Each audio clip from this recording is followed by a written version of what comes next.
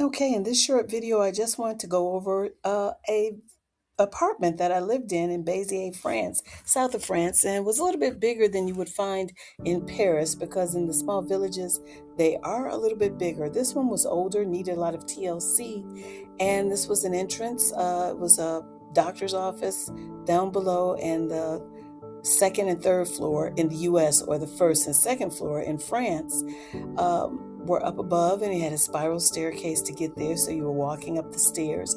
A lot of the apartments do have elevators, even though they're smaller elevators. This one had a nice big living room. It was about 55, 56 square meters, something like that. So it was a pretty good size apartment, one bedroom with a closet area that you could put an office in. This was the living room area.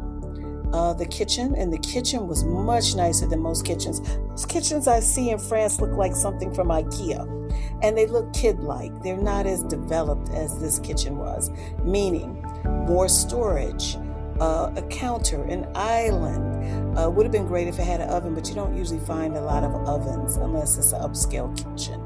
So I had that. I like my kitchen a lot because it was nicer.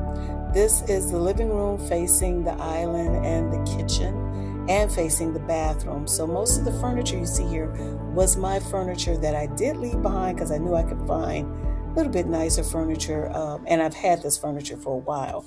And my TV, of course, I brought it with me back to the US for the next adventure. This was the bedroom. Radiator heating. I had a balcony in the bedroom, and this was a room connected to the bedroom that had pretty much a lot of storage, a lot of closet space, which is very unusual to have that much closet space.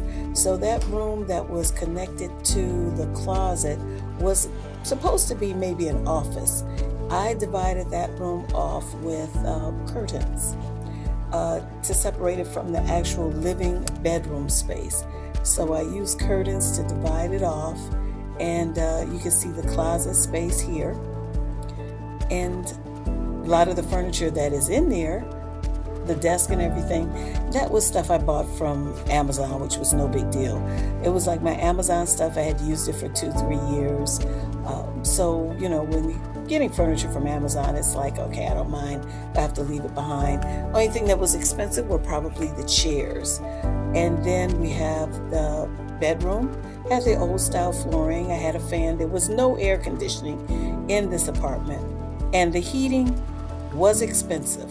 For radiator heating, my bill went up to $400, and I could swear that I was paying for someone else's heating.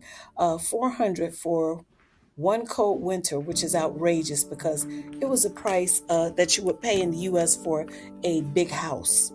And we're talking 1,000, 2,000 square foot house. So that was ridiculous. The bedroom was pretty nice because I had the balcony. But other than that, and it had a nice narrow bathroom. And the bathroom, I put in new fixtures, things like